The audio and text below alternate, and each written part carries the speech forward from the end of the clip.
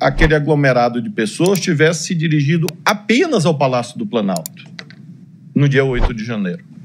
Haveria a tentativa de depor o governo legitimamente eleito. Mas o que o Supremo tem com isto? O que o Congresso tem com isto?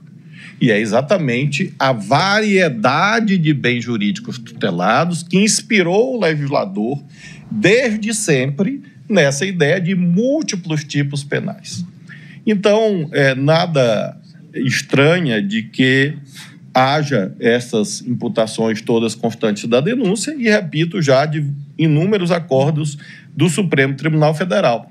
Em tese, sim, é possível, não há dúvida que é possível que alguém consuma o crime de tentar ou atentar contra o governo legitimamente eleito e não queira destruir o Estado Democrático de Direito e vice-versa. Em tese é possível. Ministro Flávio, permite? Pois não.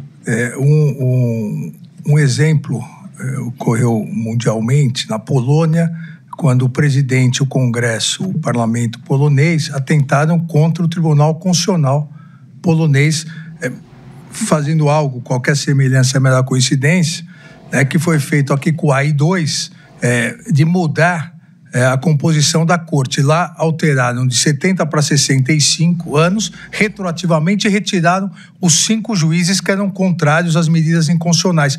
Isso é um atentado contra um dos poderes, claro. Mas não é um golpe de Estado. Não é porque os poderes políticos continuam. Eu, como já vou fazer 60, me declaro logo contra essa hipótese, porque já estou perto da incidência desta tentativa. Eu e Vossa Excelência, né? Vossa Excelência primeiro. Agora, nós... Vossa Excelência está com um problema com a idade. É por conta do peso, é em mim. Mas, voltando, portanto, à temática do concurso ou da absorção, é claro que isso vai ser debatido em tese. Mas, quanto à materialidade, não há dúvida quanto à sua viabilidade. Exatamente porque houve o ataque ao Supremo, ao Congresso, ao TSE e ao Palácio Planalto em outro momento. É claro que, quanto aos fatos supostamente existentes, que serão objeto de instrução, que antecedem o dia 1º de janeiro de 2023, é claro que quem eventualmente estava ali perpetrando aqueles atos não queria depor o governo do qual fazia parte. Óbvio. E aí nós teremos, portanto, o debate de provas para configuração ou não. Agora, como proposta de que haja a conjugação, o concurso entre esses crimes, a inviabilidade técnica, claro que não, pelo contrário. E desde sempre, como mencionei, há essa ideia de múltipla tutela em relação a esses bens jurídicos primaciais. Como a ministra Carmen foi elogiada pelo presidente Trump, e eu não vou ficar atrás, eu trouxe um precedente da senhora, desta primeira turma. Eu trouxe um da ministra Rosa também. E a ministra Carmen, em 2007, disse o seguinte, nesta primeira turma: não é lícito ao juiz, no ato de recebimento da denúncia, quando faz apenas juízo de admissibilidade da acusação, conferir definição jurídica aos fatos narrados da peça acusatória. Poderá fazê-lo no momento da prolação da sentença. Então, claro que nós não estamos aqui fazendo classificação jurídica em relação aos fatos. Faremos no momento próprio.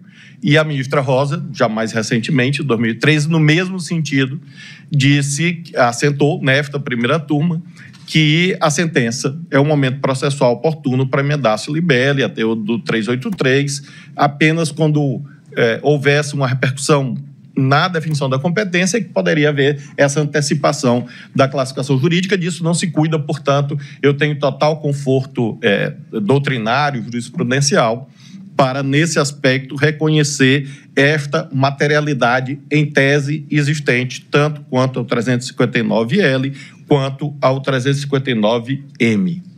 E aí vem uma ideia, não, mas isso leva a uma desproporcionalidade das penas.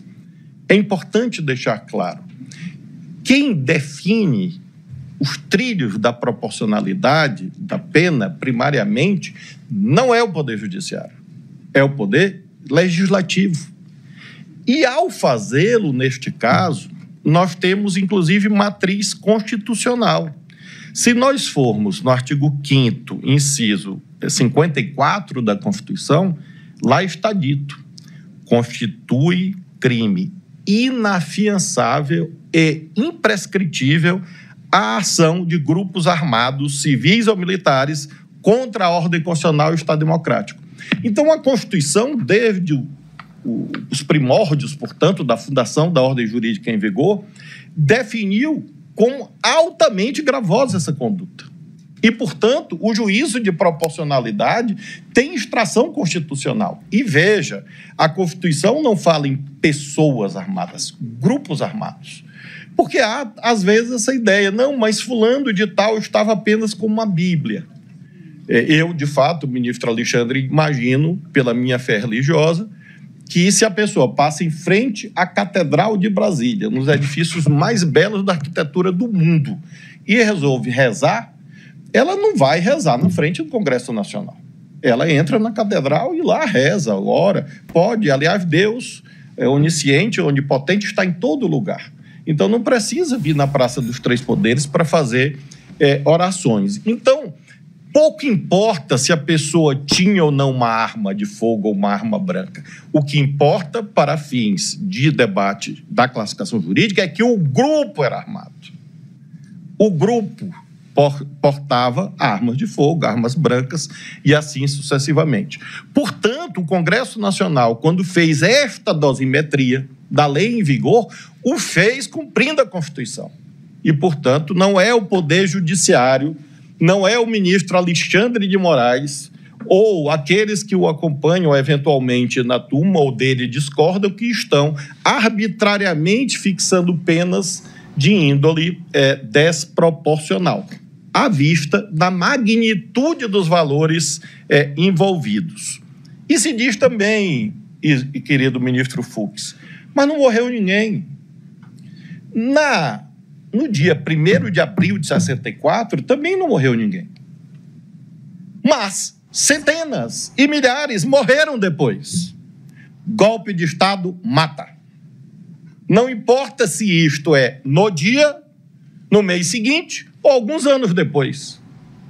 Vimos isto agora, porque a arte é fonte do direito também, bem sabemos, nas telas, pela pena, de um lado, de Marcelo Rubens Paiva, de outro, pela genialidade de Walter Salles, Fernanda Torres e outros tantos que orgulham a cultura brasileira. Fonte do direito, o que eles estão mostrando ali? Remarcando o caráter permanente e hediondo do desaparecimento de pessoas, de tortura, de assassinatos que derivam de quê? De um golpe de Estado. Então, aqueles que nos anos 20 e 30 do século XX normalizaram a chegada de Mussolini e Hitler ao poder, dizendo, este é um processo normal, certamente se arrependeram quando viram as consequências nos odientos campos de concentração, vitimando o povo judeu e outras tantas minorias na Europa. Portanto, golpe de Estado é coisa séria.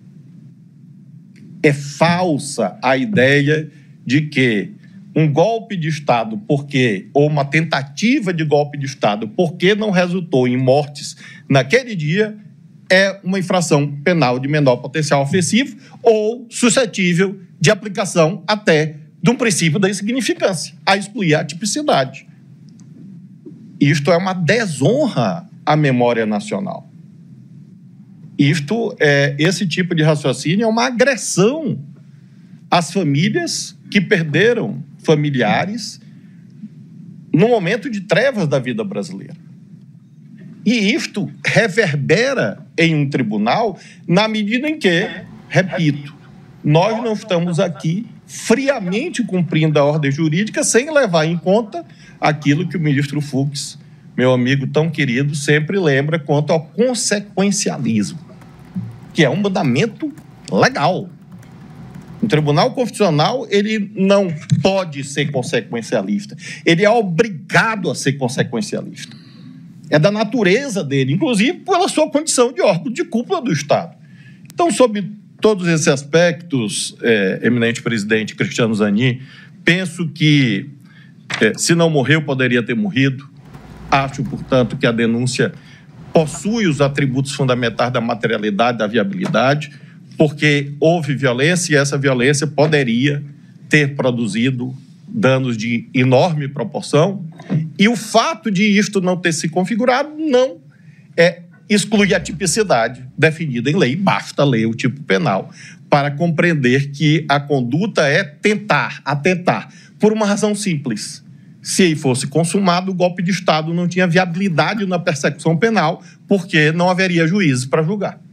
E é por isso que, corretamente, o legislador, não é o Supremo, é o legislador, e o Poder Executivo que sancionou a lei, previu o crime com esses contornos a que fiz alusão.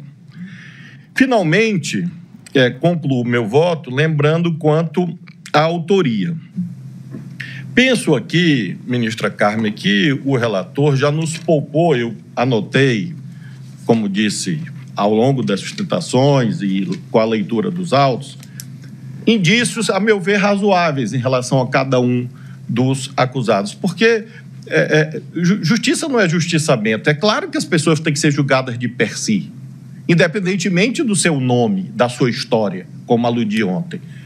Temos que aferir as condutas, uma a uma, independentemente do juízo moral ou de qualquer outra natureza que nós tenhamos sobre essas pessoas. Isso não comparece no tribunal. A toga serve para isso. E o que nos distingue de ditadores é que a nossa subjetividade é controlada pelas normas jurídicas. Se não houvesse normas jurídicas, não haveria direito, não haveria segurança para todos que este Supremo sempre deu, com seus acertos e erros, inerentes a qualquer instituição humana. Mas se nós olharmos, desde o alvorecer da República, temos que dar razão a Campos Salles. É a joia das instituições republicanas, disse Campos Salles, como quando ministro da Justiça no primeiro dos governos republicanos. Então, de um modo geral, creio que o Supremo terá as condições de, ao longo da instrução, aferir esses indícios de per si para identificação da participação concreta de cada um. E acho, de fato, razoável, alguns disseram isto, olha, não há liame entre um evento e outro. Claro que é absolutamente razoável e essa matéria probatória. Eu lembro, ministra Carmen, de uma história das lendas políticas do Maranhão, que na década de 50 resolveram invadir o Palácio do Governo do Estado. E aí havia um cidadão muito corajoso, cujo ele era conhecido como bota para moer. E aí entregaram a bandeira do Brasil, nesse tempo só se usava a bandeira do Brasil em manifestação, botaram o bota para moer bem na frente. E esta marcha atravessou São Luís, e quando chegou na fronteira do palácio, havia policiais, bota para moer olhou os policiais, as metralhadoras, e entregou a bandeira nacional com o seguinte brado: a partir daqui, arrumem um mais doido do que eu. Então, é possível que alguém tenha desistido. E nós vamos debater se isso configurou ou não o delineamento, a tipificação de uma ou outra conduta, ou de nenhuma, mas no curso da instrução. Esse é o juízo de autoria, né, próprio da instrução processual. E, evidentemente, como mencionei, a classificação jurídica ao final, inclusive quanto à dosimetria, a partir não das vontades individuais de cada um dos julgadores. Porque, repito, isto não comparece em um tribunal com a tradição e com a autoridade moral e jurídica que o Supremo Tribunal Federal tem.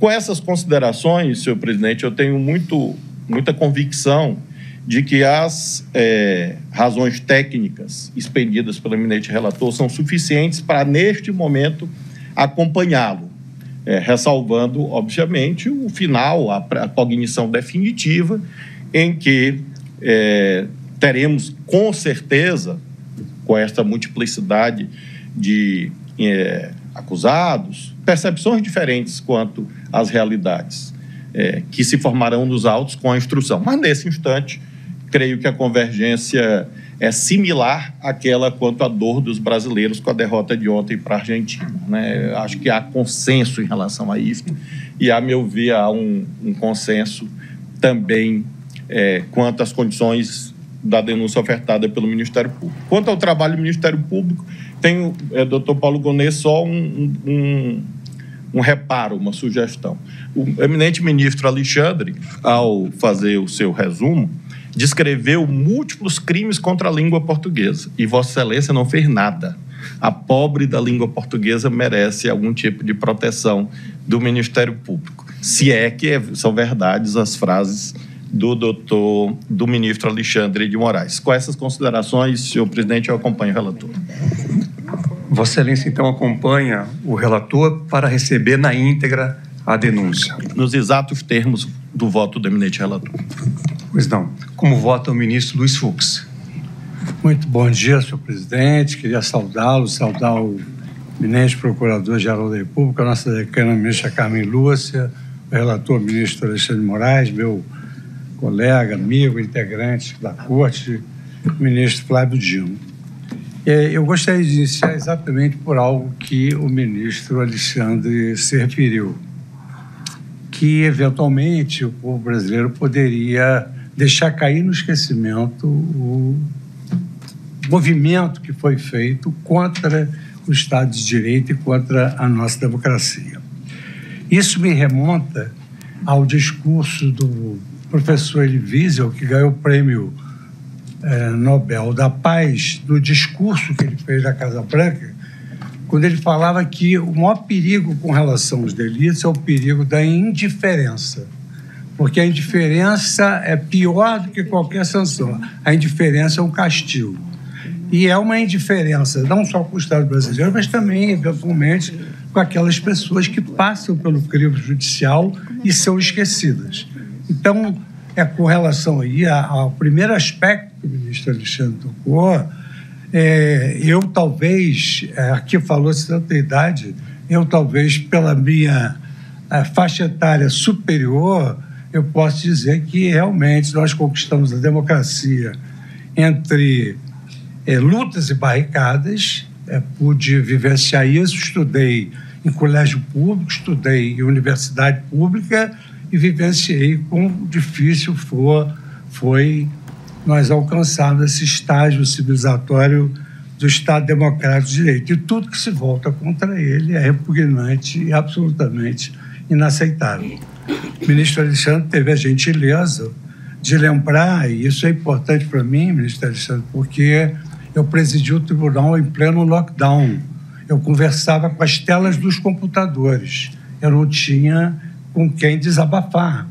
E, efetivamente, eu enfrentei o dia em que tinham 800 mil pessoas na Praça dos Três Poderes e que ali estavam ouvindo discursos inflamados e não aconteceu nada. Não aconteceu nada, graças a toda uma estratégia e o elevado valor de experiência da nossa polícia do Supremo Tribunal Federal, que eu considero uma das maiores polícias de elite. De sorte que eu acho que esses episódios contra a nossa democracia e contra o Estado Democrático de Direito, ele vai ser marcante dia após dia. Então, todos os dias serão dias da lembrança de tudo o que ocorreu. E por isso não se pode, de forma alguma, dizer que não aconteceu nada. É absolutamente impossível se afirmar isso. O que, sem prejuízo de tudo quanto o ministro Alexandre nos propôs, fazendo uma descrição de quem fez o quê, porque o tamanho da denúncia nos criou uma certa dificuldade, são mais de 300 páginas. Ontem, Vossa Excelência trouxe uma síntese brilhante que eu até pedi que Vossa Excelência me entregasse.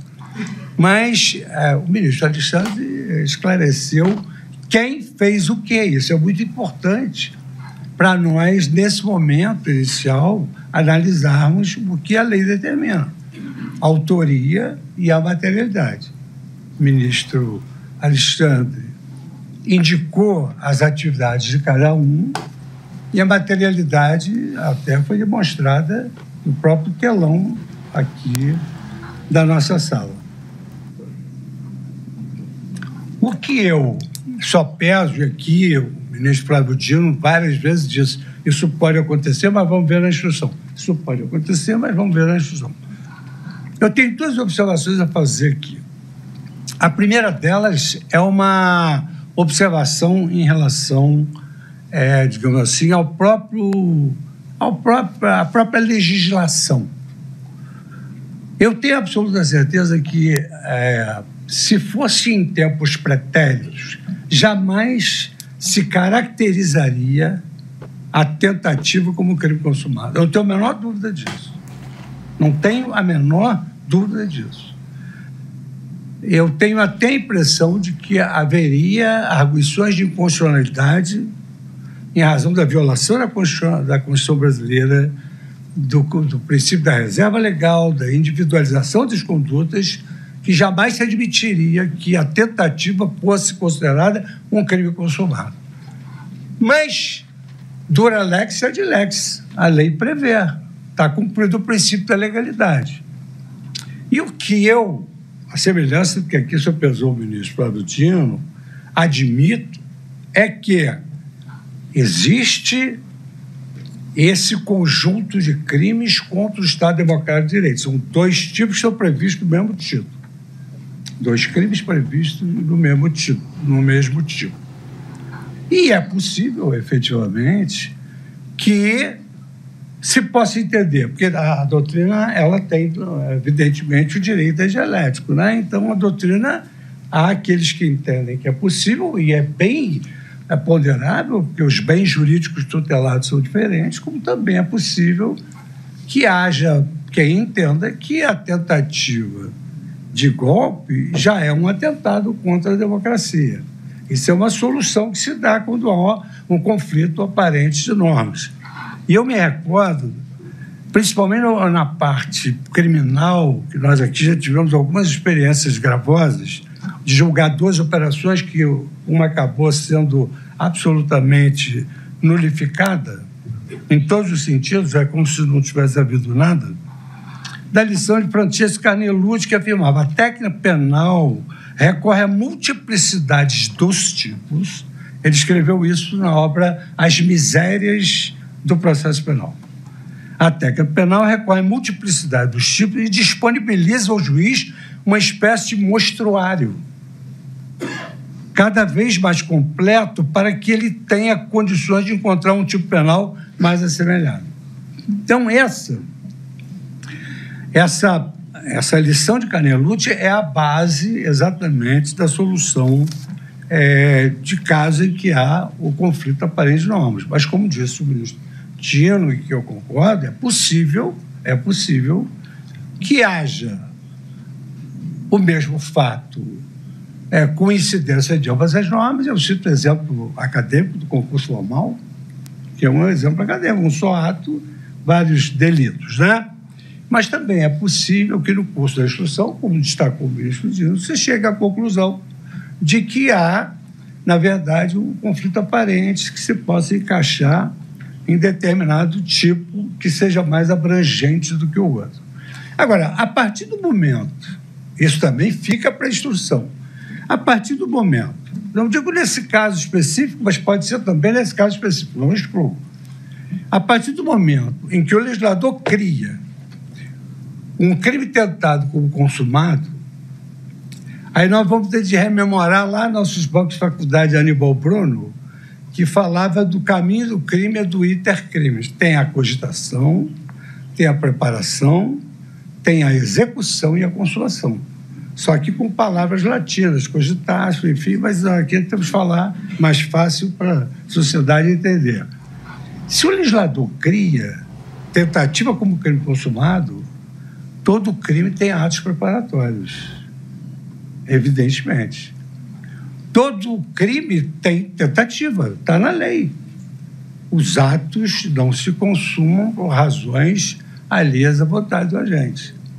Então, tudo isso vai ser avaliado. Existe a tentativa do crime consumado de tentar. Existem atos preparatórios do crime consumado de tentar. Então, a minha crítica a essas figuras penais é exatamente a falta de verificação desses antecedentes técnicos científicos, de que, na medida em que se coloca outra tentativa como crime consumado, no meu modo de ver, há um arranhão na Constituição Federal e também não se cogitou nem de atos preparatórios e nem de tentativa do crime tentado, que é em caso consumado. Por outro lado, aliás, aqui, ministro Dino, eu não gosto muito de brincar nesses casos sérios, mas aqui, nesse caso específico, eu conheço realmente ele gosta de ser chamado de Michael, o Michael Procópio. E nem todo mundo que eu conheço, eu concordo com as opiniões. Né? Nós temos dissensos também, nós nos conhecemos todos e temos dissensos. Temos discórdia, mas temos dissensos. Eu não sei, eu efetivamente não conheço esse trabalho que ele escreveu, mas, de qualquer maneira, há livros que eu não li e já gostei. E esse eu não li e não gostei. Eu falo com ele. Ministro Fux, eu quero dizer ao senhor que o erro pode ter sido na minha interpretação. Não, mas eu vou conversar com ele para saber a autoria, pelo menos. E que também ele tem... Os assessores têm total independência, mas quem manda é o ministro. Se ele quiser fazer da luz da sua independência, ele escreve para a faculdade dele, porque aqui... Não, no caso, ministro, ele nem falou do concurso. Ele disse que são múltiplos bens jurídicos, só para deixar claro a situação em proveito dele, que eu já estou preocupado com a sua dosimetria agora sobre ele. Mas eu considero realmente que essa é a questão fundamental. Os atos preparatórios, os atos de execução, o perigo ao bem jurídico, sem dúvida, é um belíssimo debate para o final do julgamento. Sim. E também, senhor presidente, aqui eu anotei, como disse no início, o problema da indiferença. O professor Kassusten, ele tem uma obra sobre a visão da Constituição em várias mentes. E tem um capítulo ali muito interessante que fala da humildade judicial. A humildade judicial, ele cita uma frase muito interessante, ele diz o seguinte: o juiz tem que decidir de qualquer maneira. Faça sol ou chuva, tem que decidir de qualquer maneira. Ele tem que decidir, inclusive, se o céu for cair sobre a terra, com a sua decisão. Um exemplo extremo. Mas ele diz que se efetivamente, realmente, o céu for cair sobre a terra, ele tem que pensar muitas vezes, que é aquela figura do juiz isolado que ele que tem de resolver à luz da sua independência todos os problemas.